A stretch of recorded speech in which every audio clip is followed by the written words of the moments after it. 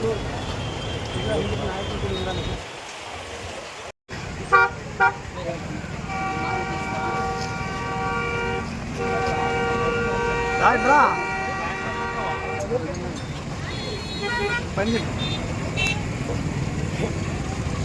वाल्मीकि जय वाल्मीकि जय वाल्मीकि जय वाल्मीकि जय वाल्मीकि जय वाल्मीकि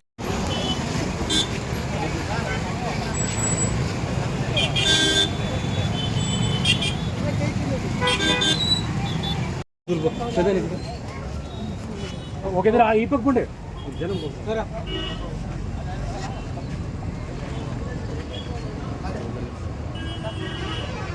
హలో भारत माता की जय भारत माता की जय भारत माता की जय भारत माता की जय नरेंद्र मोदी గారి నాయకత్వం వర్ధిల్లాలి నరేంద్ర మోడీ గారి నాయకత్వం వర్ధిల్లాలి నరేంద్ర మోడీ గారి నాయకత్వం వర్ధిల్లాలి भारत माता की जय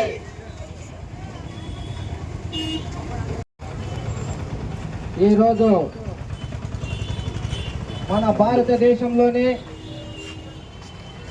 బీజేపీ పార్టీ స్థాపించి ఒకే వ్యక్తితో స్థాపించిన ఈ పార్టీ భారతదేశంలోనే ఒక చరిత్ర సృష్టించే విధంగా మన నరేంద్ర మోడీ నాయకత్వంలో భారతదేశంలోనే ప్రపంచ దేశాలు కూడా నరేంద్ర మోడీ పరిపాలన వైపు చూస్తున్నారంటే ఎంత చక్కగా పరిపాలన చేస్తున్నాడు అనేది మనం గుర్తుపెట్టుకోవాల్సిన విషయం. ఆ రోజుల్లో కాంగ్రెస్ గవర్నమెంట్ ఎన్నేళ్ళు పరిపాలన చేసినా కానీ అక్కడ పాకిస్తాన్తోనైతేనేముంది, చైనాతోనైతేనేముంది, యుద్ధాల కోసం ఆపితే మా దేశంలో ఉన్న భూభాగాన్ని మీకు రాసిస్తాము, మమ్మల్ని ఆపియండి అని చెప్పేవాళ్ళు ఆ రోజుల్లో. కానీ 13 సంవత్సరాల్లో మన నరేంద్ర మోడీ నాయకత్వంలో జరుగుతున్న ప్రధానమంత్రిగా ఉన్నప్పటి నుంచి మన భారతదేశం వైపు ఏ దేశాలు చూడాలన్న భయం పుట్టించే విధంగా మన నరేంద్ర మోడీ నాయకత్వంలో ఈ రోజు బీజేపీ పార్టీలో మనం ఉన్నామంటే గర్వపడాల్సిన విషయం ఎంతో ఉందని చెప్పి ఈరోజు సభాముఖంగా తెలియజేసుకుంటున్నా. అదే విధంగా మన ఆంధ్రప్రదేశ్ లో కూడా మన నారా చంద్రబాబు నాయుడు ముఖ్యమంత్రి గారు అయితేనేముంది, మన డిప్యూటీ సీఎం పవన్ కళ్యాణ్ గారు అయితేనేముంది, మన మాధవన్న నాయకత్వంలో